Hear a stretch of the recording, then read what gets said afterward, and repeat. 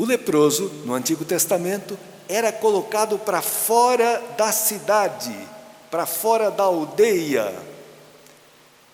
Existia, no tempo de Cristo, o Vale dos Leprosos.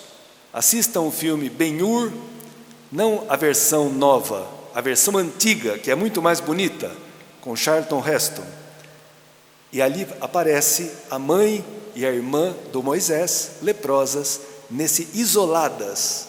Ninguém chegava perto.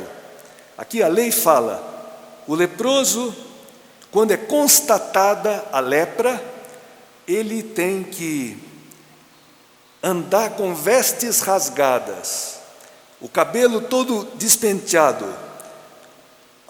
coberto até a boca, e se chega alguém que se aproxima, ele tem que gritar, impuro, impuro, e para que ninguém se aproxime dele.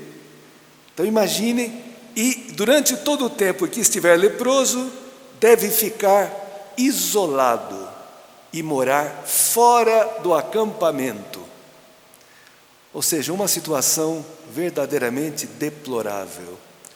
O Papa Emérito Bento XVI, numa homilia sobre esse evangelho, ele diz que o leproso era considerado como um morto. Civilmente ele estava morto, e religiosamente também, porque ele não podia participar nem da sinagoga, nem do templo, nem de nada. É uma imagem fortíssima, irmãos, do que o pecado faz com a lepra. É um símbolo do pecado, porque o pecado nos faz com que a pessoa não se sinta amada e não saiba amar, e se sinta só, na solidão mais absoluta e desesperadora. Diz que a cura de um leproso era como a ressurreição de um morto. E então, isso era uma medida profilática, era uma tentativa de não contaminar todo mundo, era uma medida sanitária, digamos assim, né? Isolar o leproso para que ele não se contaminasse. Eu estava dando uma olhadinha hoje cedo, tem um filme também muito bonito, acho que chama Molokai, a Ilha Maldita, conta a vida de São Damião, um padre que tinha, no Havaí, é um conjunto de ilhas, tinham uma ilha que era um depósito de leprosos. Todo mundo que ficava leproso, na época teve uma epidemia, era mandado para essa ilha para morrer, não para ser tratado, para morrer, da forma mais indigna possível. E muitos católicos estavam sendo levados para essa ilha, e não tinha assistência nenhuma. Morriam, às vezes, o corpo na rua, comido pelos cachorros, uma coisa horrorosa, sem assistência nenhuma, completamente abandonados. E o bispo manifestou a sua preocupação com essas pessoas, e esse padre Damião, belga, se ofereceu para ir para lá, sabendo que nunca mais voltaria, sabendo que certamente contrairia a lepra.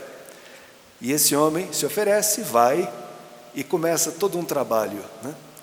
E é maravilhoso. O filme eu só não assisti inteiro, mas assisti um pedaço e li um pouco sobre a vida dele. E é interessantíssimo, irmãos. Ele era o 7º filho de 8. E à noite, a sua mãe, a diversão desse menino era escutar sua mãe à noite contar histórias da vida dos santos. Toda noite. Ela contava a história para os filhos reunidos dos santos. Resultado, 2 filhas foram ser freiras ursulinas, consagradas a Deus. E 2 filhos, padres, o Damião e o irmão dele. A importância, porque o homem é um ser mimético, ele imita. se você coloca exemplos de pessoas, né, generosas, que rezam, que amam, que são sinceras, aquilo é atraente. Os santos são um evangelho vivo. Digo isso para os pais, que às vezes é mais fácil, chegam cansados, dá um tablet para a criança de 3 anos e deixá-la aí brincando o tempo todo e nada. E hoje não se tem mais essa transmissão da fé de pai, de mãe para filho. Se perdeu isso, irmãos. E depois nunca mais você vai recuperar. As crianças são uma página em branco que Deus te entrega para você escrever. Não deixar o tablet e o brinquedinho, ou a televisão, né? É para você escrever. Se você tiver tempo, se você tiver amor, você vai encontrar o tempo para transmitir aos teus filhos a tua fé. Tá bom, mas o fato é que a situação do leproso era simplesmente desesperadora. E na tradição judaica, eles falam que a lepra era um castigo pelos pecados graves, dentre os quais, sabe qual era o mais grave para os judeus? A maledicência, falar mal dos outros. Lembra a irmã de Moisés? Ela tem inveja do irmão, porque Deus se revela a ele, e ela fala mal de Moisés para Arão. E Deus manda uma lepra para ela. E Moisés intercede a Deus para que perdoe a sua irmã e a cure. E ela é curada. Tá bom, irmãos? E a lepra era, aqui o evangelho está escrito: se queres, tens o poder de curar-me. A palavra certa é purificar. E Jesus diz: eu quero ser purificado. A pureza e a impureza têm relação, a mesma relação entre a vida e a morte. Tudo que cheira morte é impuro, tá? Não pode ser relacionado com Deus. Deus é a vida. Tudo para relacionar-se com Deus tem que ser puro. Por isso que a perda do sangue, tocar um morto, era tudo coisas que tornavam a pessoa impura. E a lepra é a pessoa ir morrendo em vida. Eu conheci em Porto Velho e também em Manaus um lugar que era uma aldeia só de leprosos.